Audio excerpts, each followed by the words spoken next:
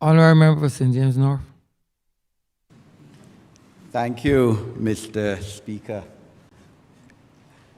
I wish to join this debate as the Member of Parliament for St. James North, constituency where Sir Llyod was born, in Porters to be exact, and where he lived throughout his life.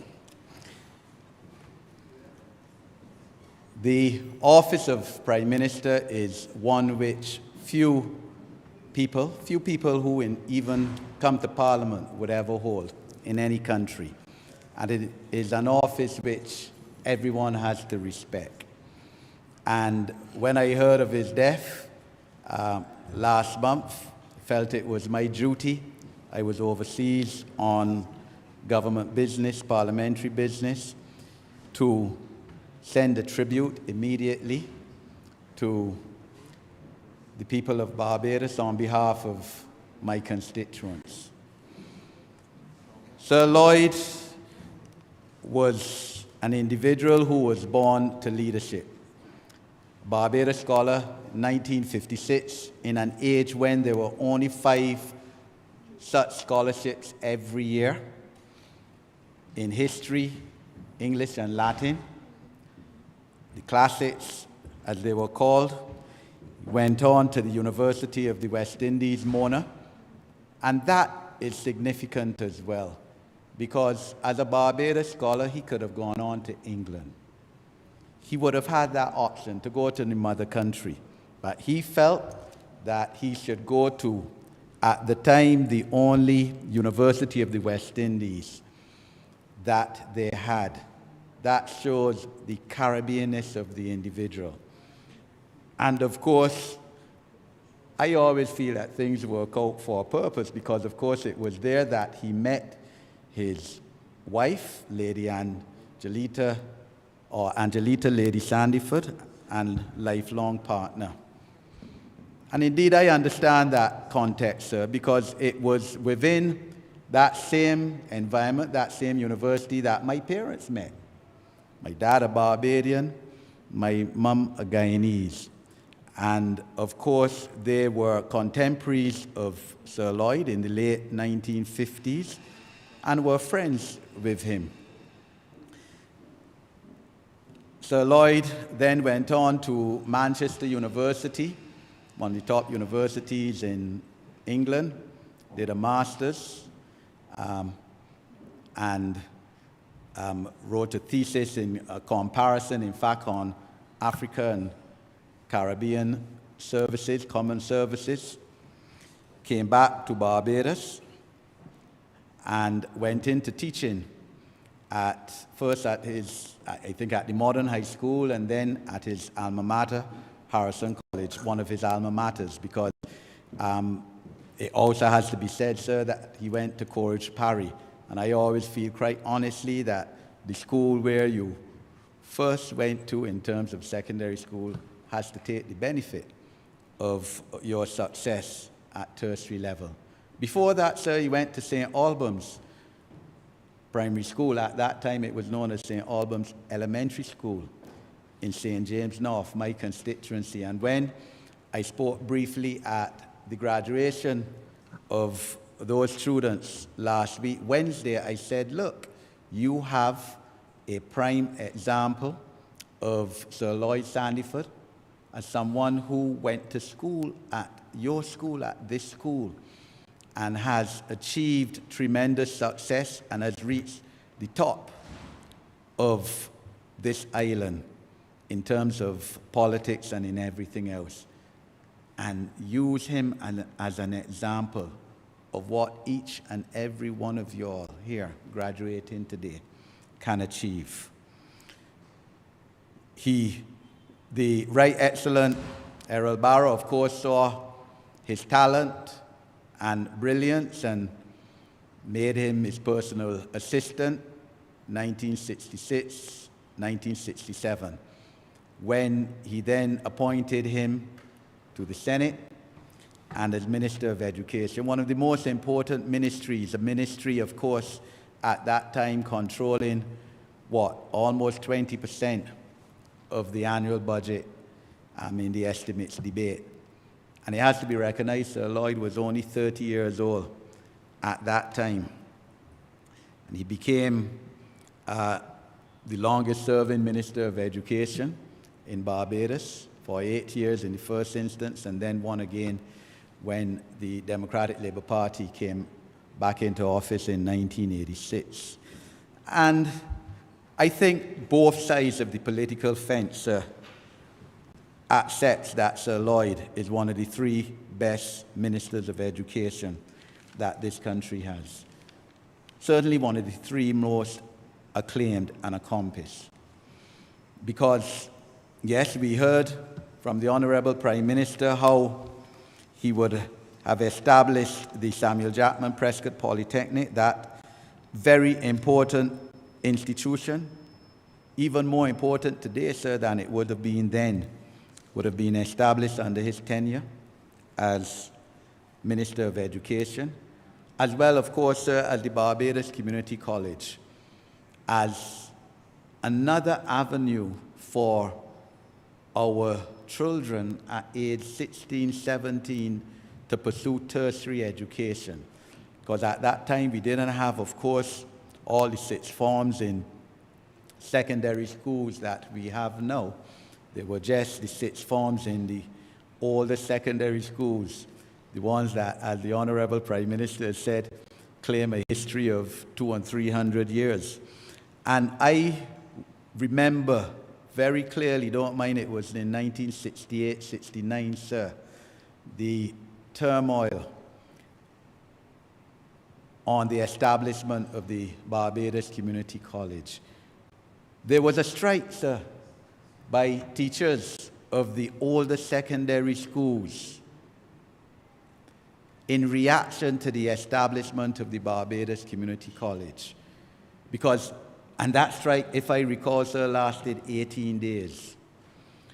I seem to remember that one of the issues was that the teachers at Barbados Community College were going to be paid more than the teachers at the older secondary schools, the Harrison College, the Queen's Colleges, Commonwealth Lodge, sir. And those teachers felt that that was unfair.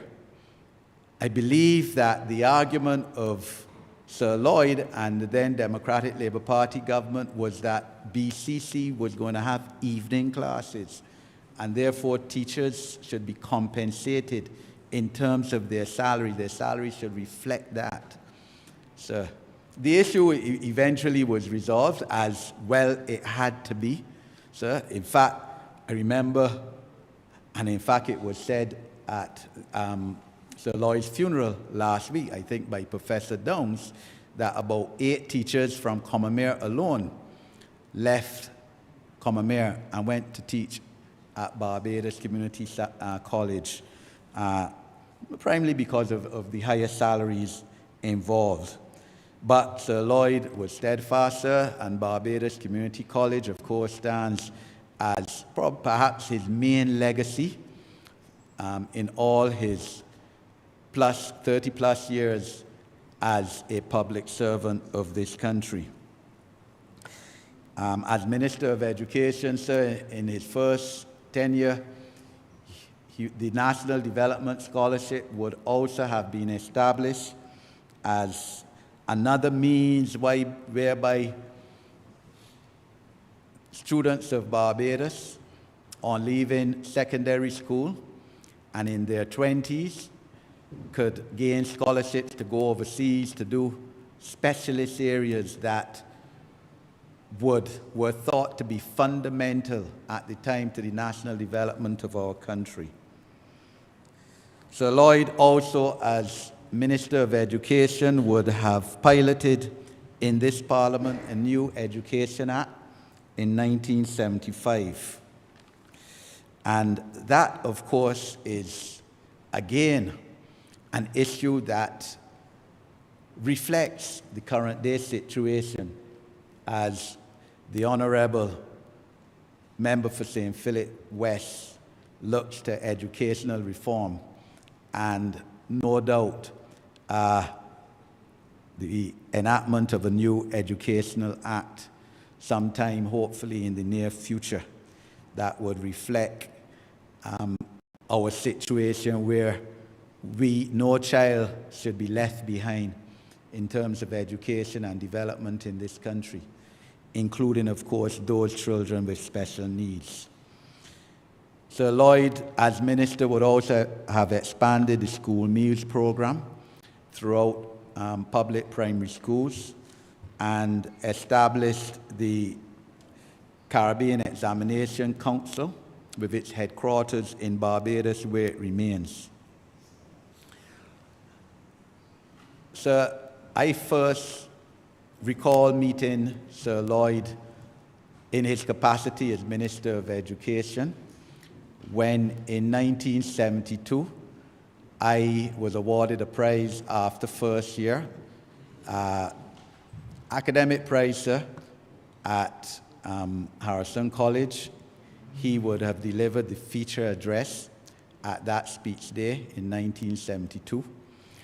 And then after that speech day, sir, my father invited him to our house, to our home. And we took a couple of photos together, sir. I'm sure if I go to my mom's house, my father, of course, now deceased, I would be able to locate those pictures. A couple pictures with me holding my award. I can't remember if he actually presented it to me, but certainly he was the feature speaker at that speech day. And so that is, as has been said by the Honourable Prime Minister today, and I think the Honourable Senior Minister for St. James Central, that is what is good and exemplary about Barbados politics. Because here it is, two people, my father, as I've said before, I don't know any stronger Barbados Labour Party member or supporter than my father. He could have been as strong as, but not stronger. And the Minister of Education from the other side coming to my home after speech day and having some drinks. As strong as your father drank, as strong as, not stronger. Honourable Member for Christ, St. George South, sorry, sir. The fact is, Sir Llyod was at the centre of the two largest victories of the Democratic Labour Party. Their victory in 1971, sir, where they won 18 out of 24 seats, 75% of the seats, and of course 1986, the 24-3, sir. And I'm sure he played a pivotal role in both of those victories, because he came in, sir, and let's speak towards lessons learned in politics from the life of Sir Llyod, sir. He served early in his political career as General Secretary of the Democratic Labour Party. I think it was in 1967, the year he became Minister of Education. He, shortly after the 1971 election, served as Vice President of the party, I think until 1975, where he in fact served then as President of the Democratic Labour Party.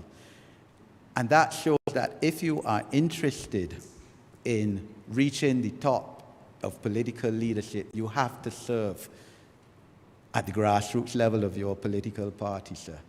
You don't just rise to the top. You have to come and do the hard work, the groundwork within your party. And Sir Llyod did that, sir. And that's perhaps one of the reasons why he was chosen as Prime Minister of Barbados on the death of the Right Excellent Errol Barrow, rather than his rival, sir, for the position, namely Sir Richard Haynes, the late Sir Richard Haynes, who was his contemporary at Harrison College, obviously very good friends, sir, because I believe they were godfathers of each other's sons. Unfortunately, sir, politics divides some people, and divided the two of them when Sir Richard left the Democratic Labour Party. But Sir Llyod had done his worth had made his contribution at the party level, and obviously gained tremendous respect for that, for doing so, sir.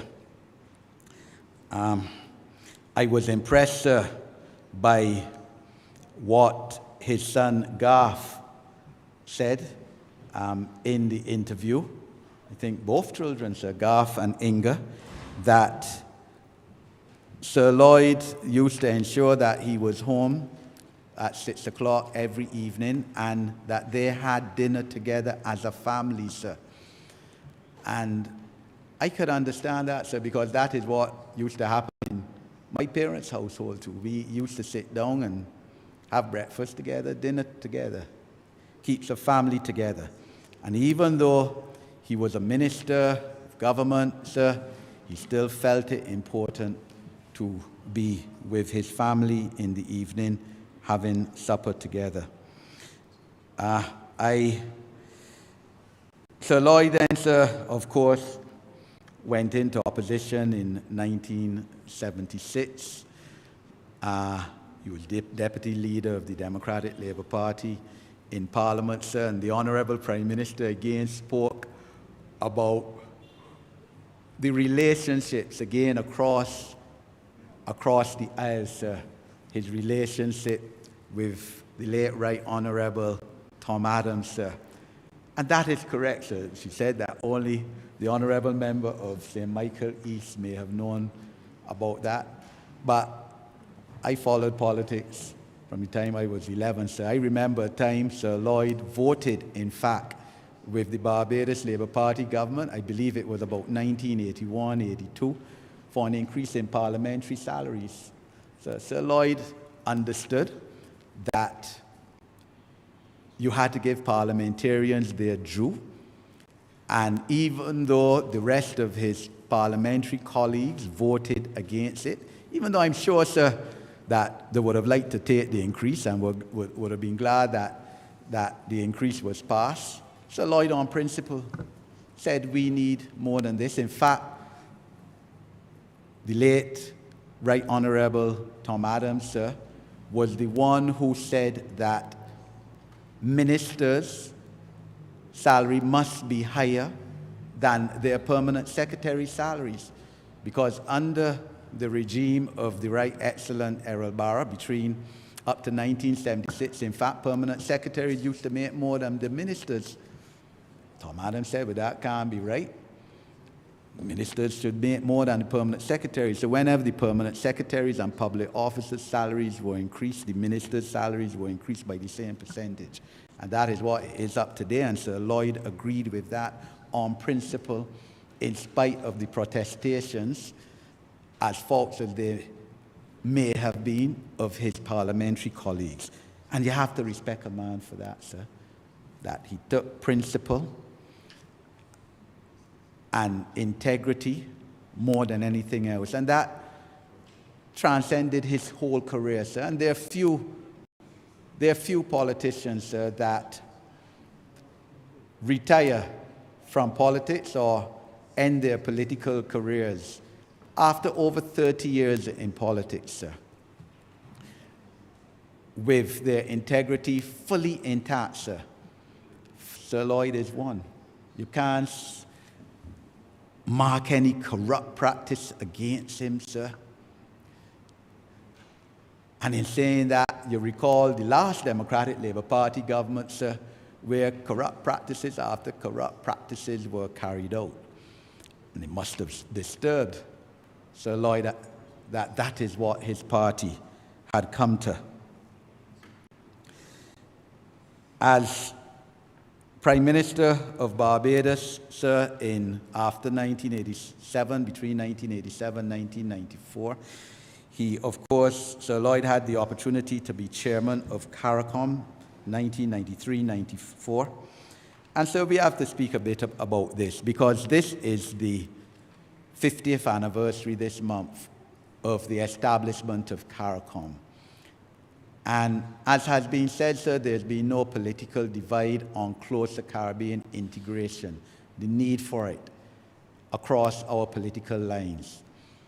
The Right Excellent Errol Barrow, together with Forrest Burnham of Guyana and Verbird of Senior of Antigua.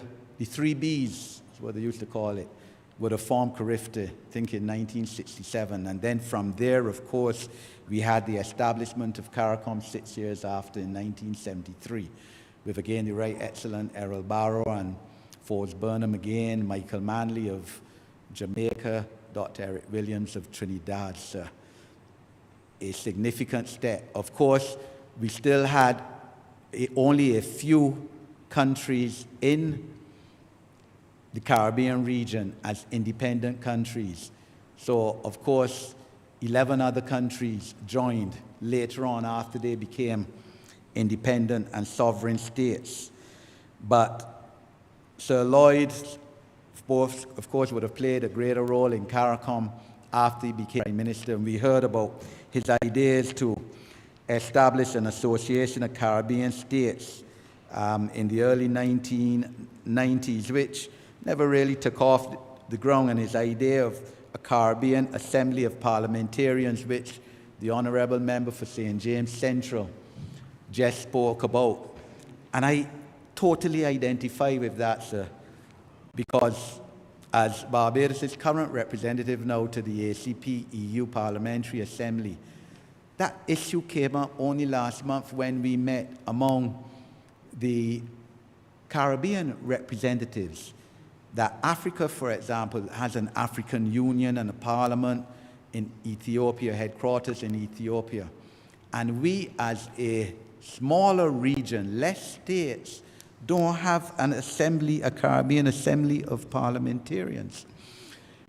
The Cotonou Agreement has now been agreed, post-Cotonou, sorry, to be signed just 3 days ago during the Brussels meeting of CELAC and the EU that the Honourable Prime Minister spoke about during her intervention today, her presentation, when she led this debate this afternoon. And now the African Caribbean Pacific is in fact going to be divided into regions for this purpose. A good thing and a bad thing, but it will give the Caribbean, countries, the opportunity now to meet regionally among ourselves, sir, I would hope more, but also with the European Union, which wasn't done before.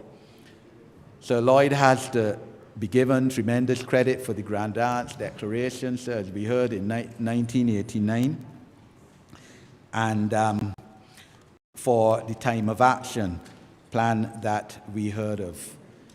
And it is pleasing, sir, as we congratulate CARICOM for its 50 years, half a century, this month, that we must commend the heads of government last month for taking the decision to have full freedom of movement for work and otherwise throughout our CARICOM region, sir. Something that should have come, something that I'm sure that Sir Lloyd would have agreed to, would have felt should be established, but the time wasn't there yet. And so I must say, I've never said it before, it's regrettable that it took Barbados as a defendant in the Shanit Mairi case for the region to understand that under the revised Treaty of Chaguaramas, there's right of entry for CARICOM citizens for 6 months,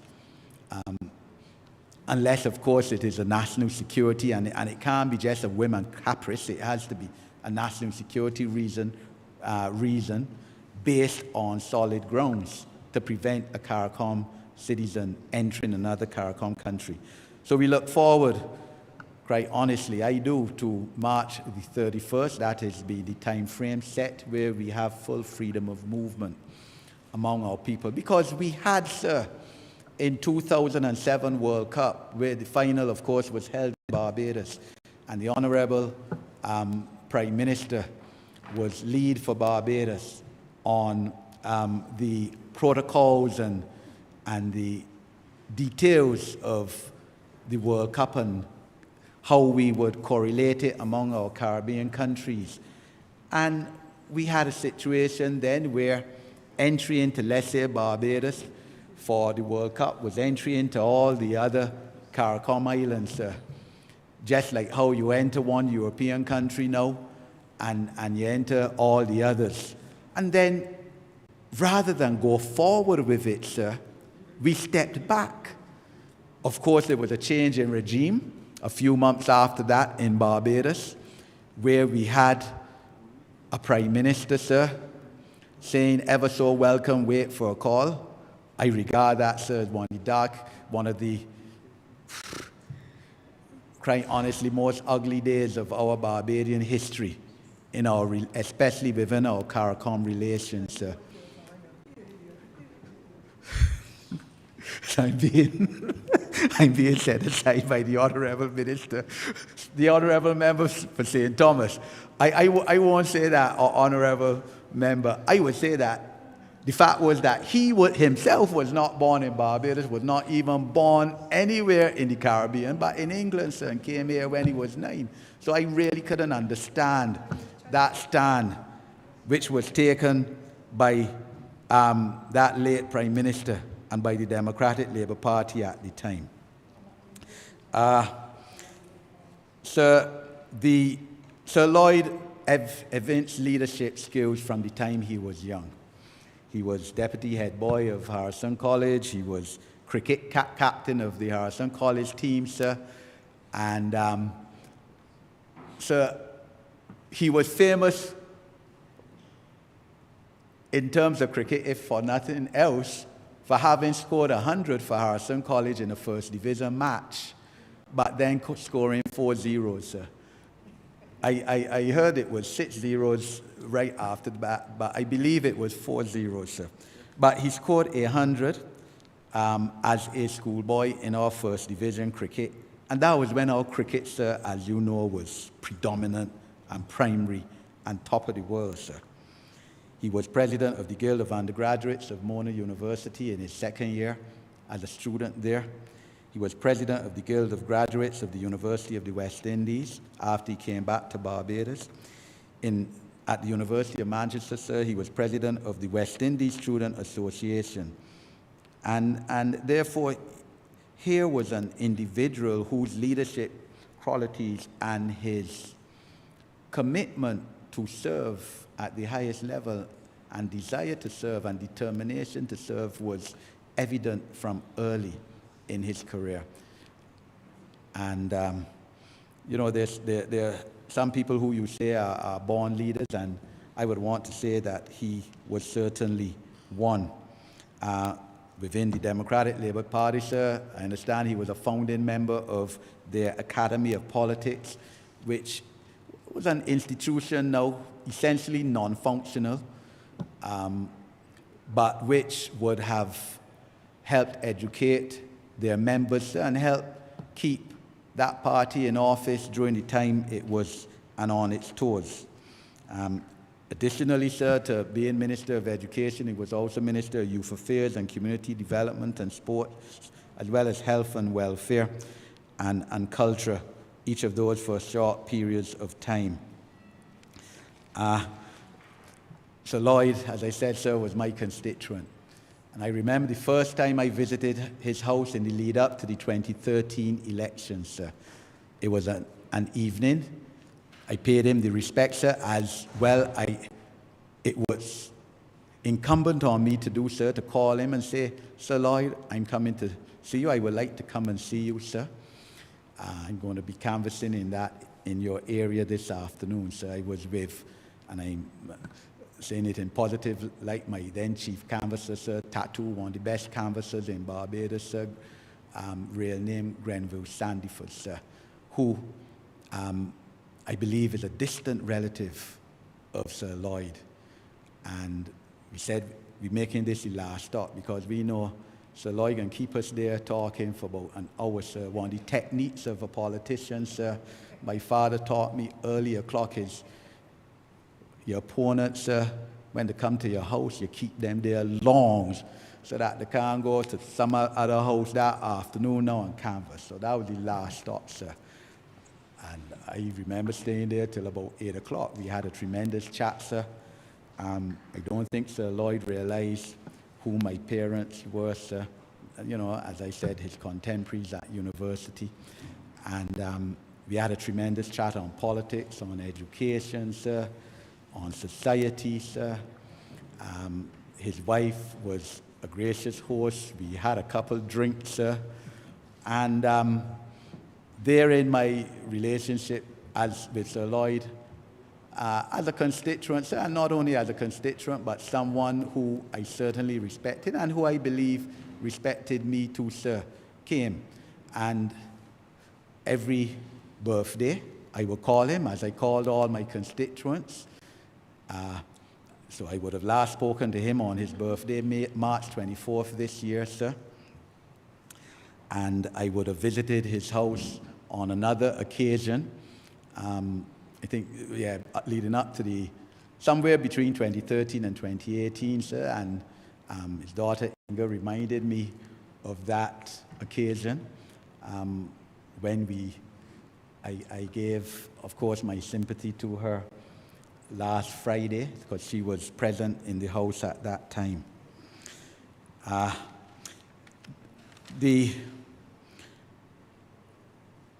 Sir Llyod also has to take tremendous credit, as the Honourable Prime Minister said, for the establishment of the social partnership in the early 1990s, sir, at a period of tremendous difficulty in terms of Barbados' economy and society. And his foresight in establishing that is shown even today, where labour, business and government can come together, common platform, and speak and iron out their differences, sir. We know again that he must have been very disappointed in his party in its last term of office, where the social partnership hardly met. The Honourable Member for St. George North could speak to that, sir.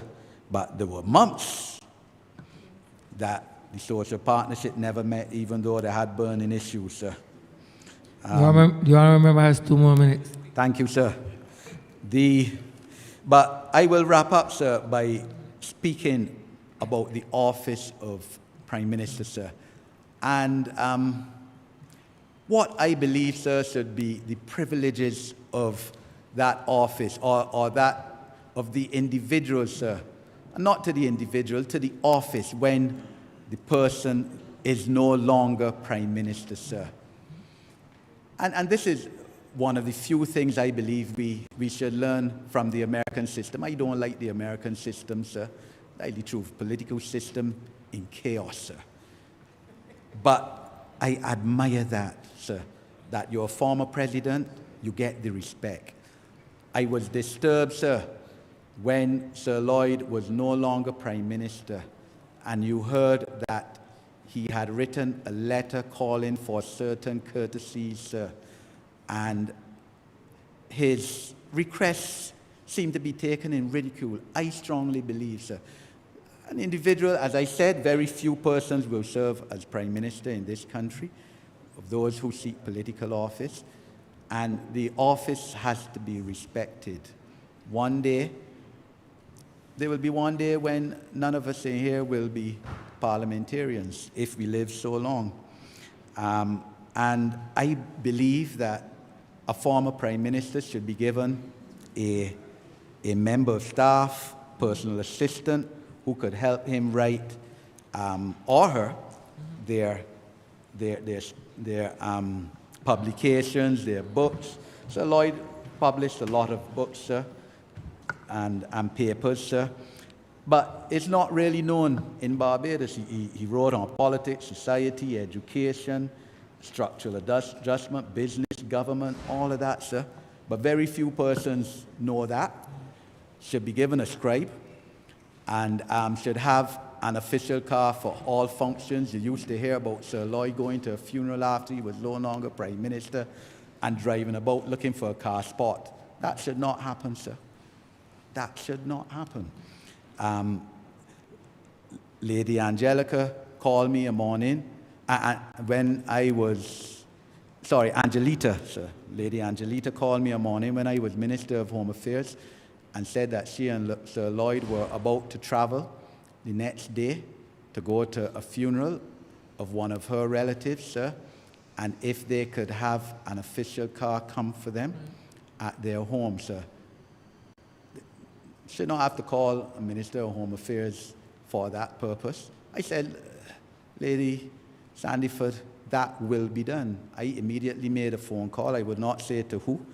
And within 10 minutes, I got back a return phone call that Lady Sandiford had been called and informed that a police vehicle will be collecting her and Sir Llyod next morning.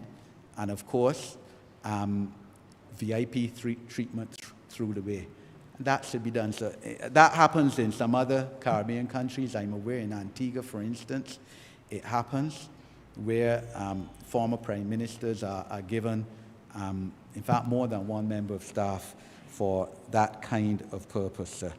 I wish to give thanks, sir, on behalf of the people of St. James North to Sir Llyod's family, his wife and lifelong partner, Lady Sandiford, sir, and his children for sacrificing their husband and father to the people of Barbados for over 3 decades, sir. Must have had a tremendous effect on their family. Of course, as I said, Garth and Inga have spoken about how he still tried to be with his family as much as possible, but it takes a toll. And of course, the things that you hear about your father, you know, on the street about how bad he is, how wicked, etc., and all of that. So it has to take a toll on you, sir.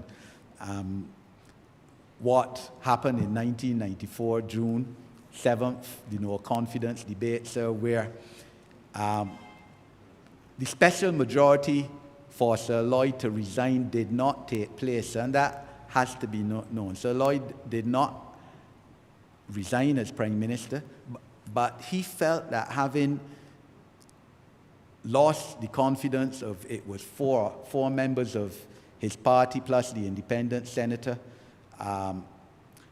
Sir Leroy, who had won his seat as a member of the Democratic Labour Party, sir, and having lost by simple majority the no confidence debate, that the proper thing to do was for him to step down as president of his party, to call an election, and to let the people decide on their fate. It must have hurt him badly, sir, that he was, in his opinion, sir, betrayed by 4 members of his own caucus, sir. That is the nature, sir. And the Honourable Senior Minister, member for St. James Central, spoke about his disappointment that you have not seen the sufficiency of tributes coming from the Democratic Labour Party and its lifelong members and senior members on Sir Llyod's death as one would have thought, sir, and he is correct in that instance. I remember. Yes, sir. But I dare say that one of the reasons for that is because of what happened in 1994. They probably hold it against him. Served as an opportunity for the Barbados Labour Party to come back into office, sir. Therefore, on behalf, sir, also of on behalf of my family, sir, my mum, who, as I said, was a contemporary of Sir Llyod, and my wife, who would have had an association with Lady Sandiford at Barbados Community College, where Lady Sandiford was deputy head of the college on her retirement, give tremendous sympathy to his family and thank them for letting their husband and father serve Barbados for so long in the manner he did. I thank you, sir.